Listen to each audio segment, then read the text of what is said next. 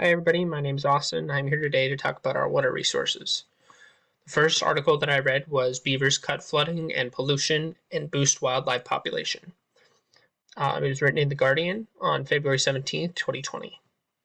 The first thesis, according to the article, beavers are important to England's ecosystem and should be allowed to return after over 400 years.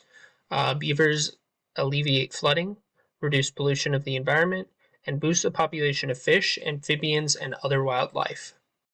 The first supporting idea is that beavers alleviate flooding. Beavers build dams out of sticks and large refuge. In the study, the beavers build their dams upstream of a flood and are prone of flood-prone areas and reduce the amount of water that goes downriver. In particular, the town of East Budleigh, if I pronounce that right. This caused less flooding in the town and reduced the damage to the town over the flooding season. They did end up having to take pipes and what's called beaver deceivers and run them through the dam to further reduce the amount of flooding. The second supporting idea is that beavers reduce pollution. In the dams, the areas where they were able to decrease the water-based pollution, such as manure, slurry, and fertilizers. This would cause cleaner waters in the area that farmers might be able to use in ways other than to just farm their plants. It would allow for growth of insect and fish populations and make just the water overall cleaner. The third one, getting into that, is the beavers boosted the population of animals in the area.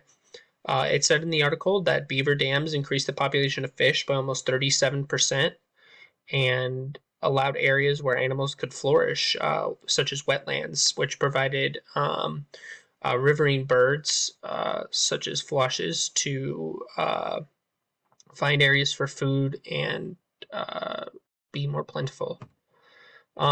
This article is very trustworthy. The Guardian, although it is small, is a very reputable news source. It was written by a man named Patrick Barkham, who has been writing for The Guardian for at least 10 years. The article itself does provide a lot of ecological benefits and evidence for the idea of letting beavers back into the country to kind of flourish and do their own thing. It did note in the article that the population only went from 2 breeding couples to about 8 over the course of a year. So they don't overpopulate, like, say, for example, rabbits. I'd love to kind of go more in depth about how it affects the overall ecosystem, and I think it'd be really fun. The principle of the ecology that I think it best fit was nature knows best. Seeing all that it did just for nature as something that's a natural creature to the area, or was a natural creature to the area, was something that I think definitely fits that nature knows best. The second article that I read was around the Arizona Central Arizona Project and its background in history. The second thesis, the main points of the article, is that the Central Arizona Project, or CAP, system is a technological marvel. Its water is important to communities and industry, and its water is important to our economy. The first supporting idea is the CAP system is an engineering marvel. I include this picture for a reason because it kind of gives everybody who lives in Arizona kind of an idea of where everything is and how far this actually goes, all the way up from Lake Havasu, up in the kind of more western part of Arizona, all the way down to Tucson, which is about 336 miles, and it pumps that water upward.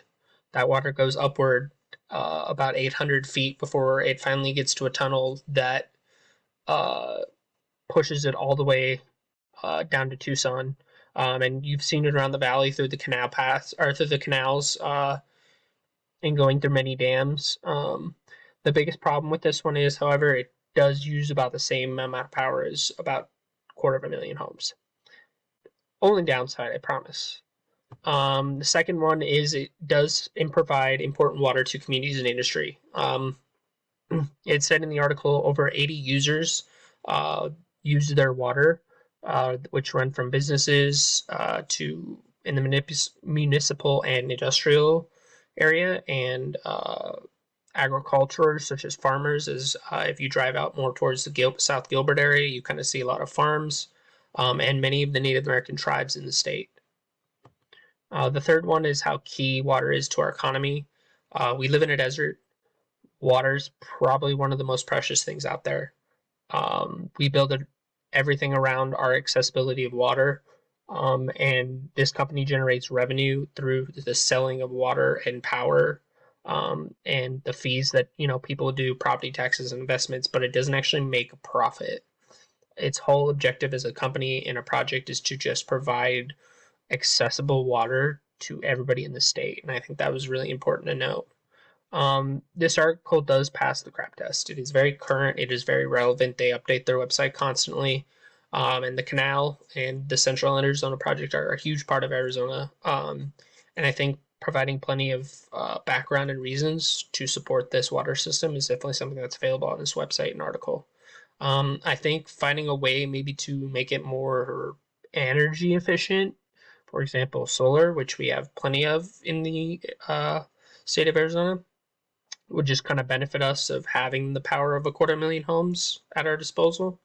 The principle of ecology that I think best fit this situation was there's no such thing as free lunch.